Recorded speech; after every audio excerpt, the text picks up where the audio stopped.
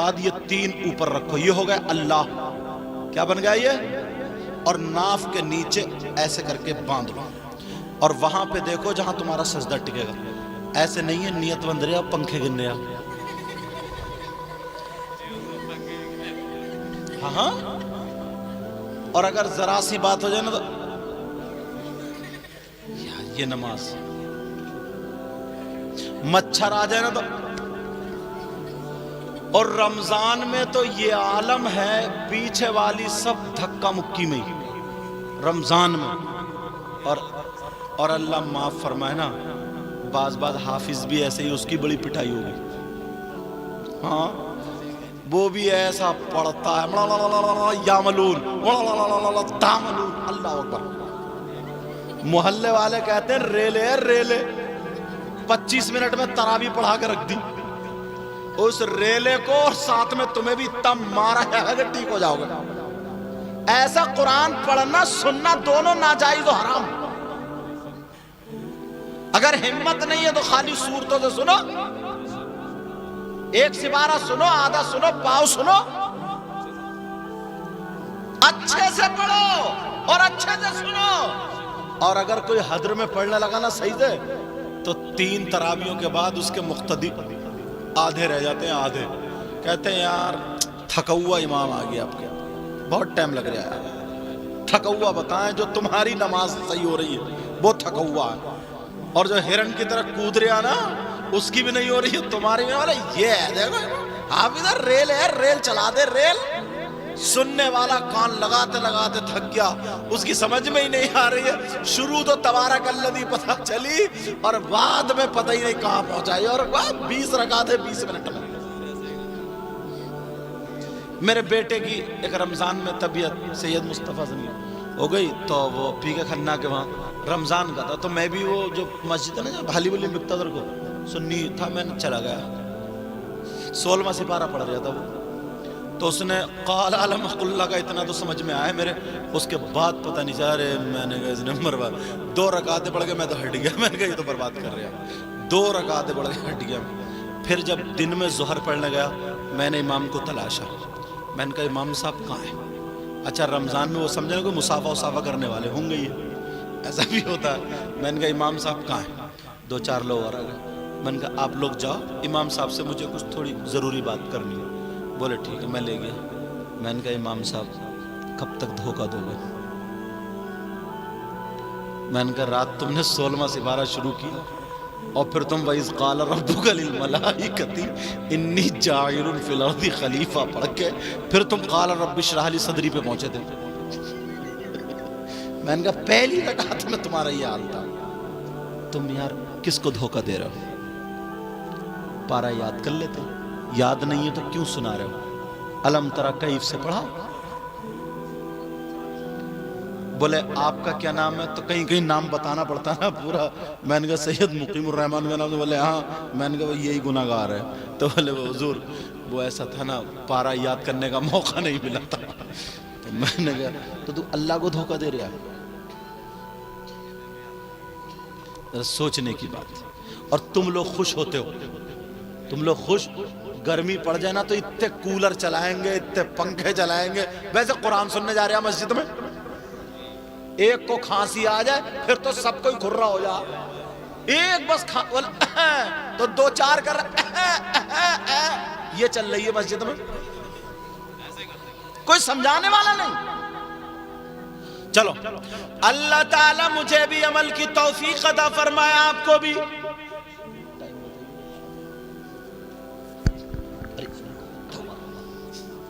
جنت میں کس کا نام لکھا ہوا تھا بولا؟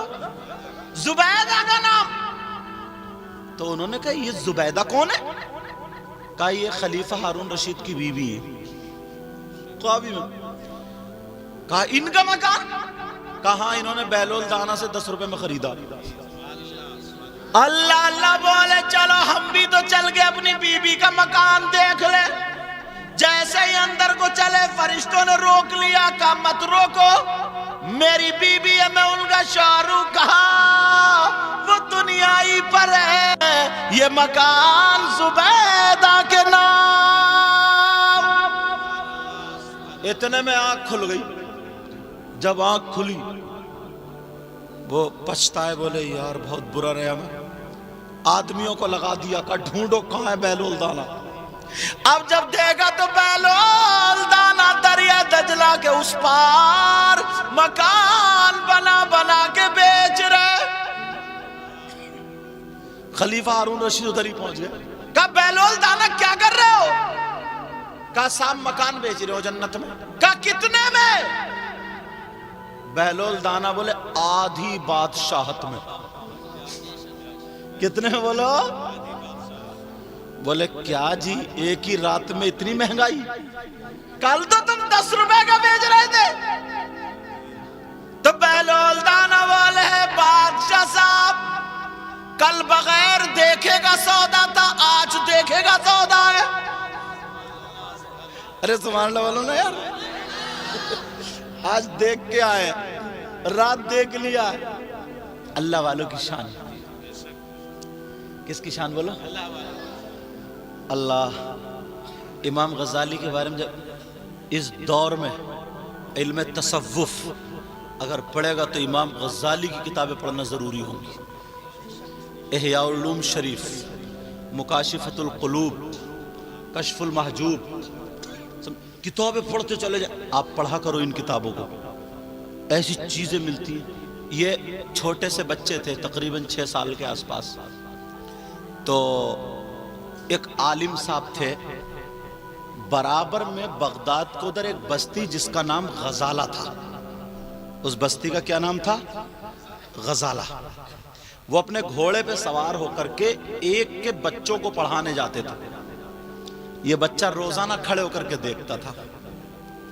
عالم صاحب نے ایک دن کہا بیٹا تم کیا دیکھتے ہو؟ کہ نبی نے فرمایا عالم کا چہرہ دیکھنا میرا چہرہ دیکھنا ہے۔ اچھا ایسی باتیں کر رہے ہو؟ تمہیں علم ہے؟ کہا علم نہیں ہے، پڑھنا چاہتا ہوں، میری مرضی ہے کہ آپ مجھے پڑھا دیں۔ کہا بیٹا میں اتنا مصروف رہتا ہوں، مجھے اتنا وقت نہیں ہے۔ تو یہ بولے وقت میں بتا دوں گا، وقت میں بتا دوں گا۔ کہ تم بتا دو گے وقت ایک عالم کو؟ کہ جی۔ کہ کیسے؟ کہ یہاں سے آپ 6 کلومیٹر کی دوری پر گھوڑے پہ پڑھانے کے لیے جاتے ہیں، میں یہیں سے 6 کلومیٹر جتنا تیز آپ کا گھوڑا چلے گا میں پیچھے پیچھے دوڑتا دوڑتا آپ سے تعلیم حاصل کروں گا۔ 1 گھنٹہ ادھر سے 1 گھنٹہ ادھر سے۔ اللہ اللہ، اس بچے نے 1 سال نہیں بلکہ 3 سال ایسے تعلیم حاصل کی۔